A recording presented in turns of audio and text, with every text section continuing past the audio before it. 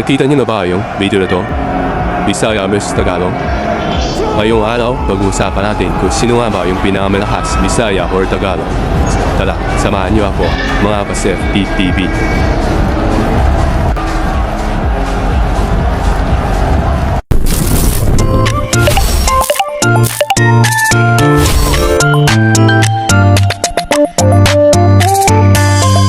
Unang video, boxing ang pag-uusapan natin ngayon.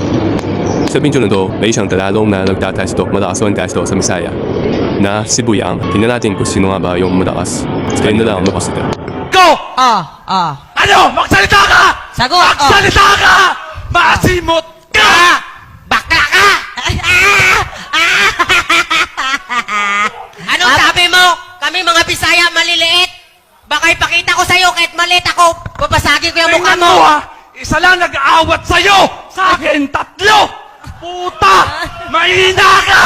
Gago! Putang ina mo! Kasi minamaliit siya kami mga Bisaya. Sinasabi niya sa amin, mahihina daw kami mga Bisaya. Kaya, Boy Uragon! Kasi totoo yun, gago! Gago ka rin! Boy Puta! Puta! A few moments later. Dito nga nag-umpisa na yung laro. Bisaya vs Tagalog na pari ng Bisaya mga nakikita natin at napakalaking ng Tagalog. Titingnan yung sino nga po yung mataas.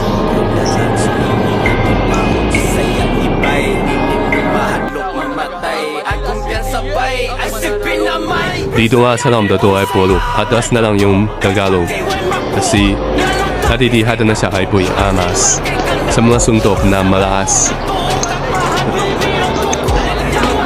Ayan, tapos tamang timing na lang si Boy Amas. Tapos polo atas na lang sa Tagalog. So may dito naman natin na dito naman talaga na napakalaking agwat ng Tagalog Bisaya pero pinapakita sa video nito na malakas pa rin yung Bisaya. Kahit gaano kalahay, gaano kaliit. Kahit gaano kalami, kaya pa rin yung Bisaya.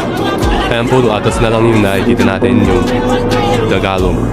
At din na, may kita natin na puro lupon.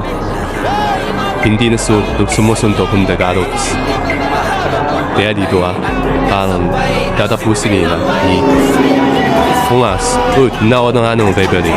At pinilang at hindi na nga makahinga si Tagalog. Kaya pinadi si Bisaya. Kaya tinawagan ni Rebelde. At hindi na mga mahahinga na ikitar sa video doon, hindi na mahahinga si Tagalog, yung dating hambog. Tinawag nga ng Rebelde na tapos yung dama. Kilala niyo ba yung taong ito? Siya lang nagsabi na kung sino nga ba yung malakas Bisaya or versus Tagalog. So panoorin natin yung video na to. Ano mananalo? Bisaya versus Tagalog. Sa ML kasi pre, pwede sabihin nating Tagalog. Sa Tagalog ako pre, Tagalog ako. Sa ano yun sa mobile games yun. Pero pag suntukan pre, putang ina, walang duda, Bisaya na. Oo. Saka yung para sa akin pre, yung mga katawan ng mga Bisaya niyan, nakabuild talaga yan para sa mga clash, no.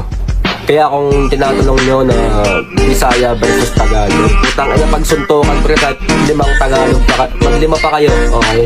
Hindi, ito, no joke to pre no joke to, okay? Pag mobile games, Tagalog, okay? Pero pag tunay na buhay, suntukan, boxing, etc. kung ano pa man, Bisaya, okay? Sa loob na mahabang panahon, muli-muli nagkaroon ng pagkakataong lumabas na naman ang nakatapos. Sa iba na namang gerang pulutan ng balang nakaleketo sa mga bagong rohon, kaya parang ngayong makikipagpalitan na naman ito magputok sa bagong taon.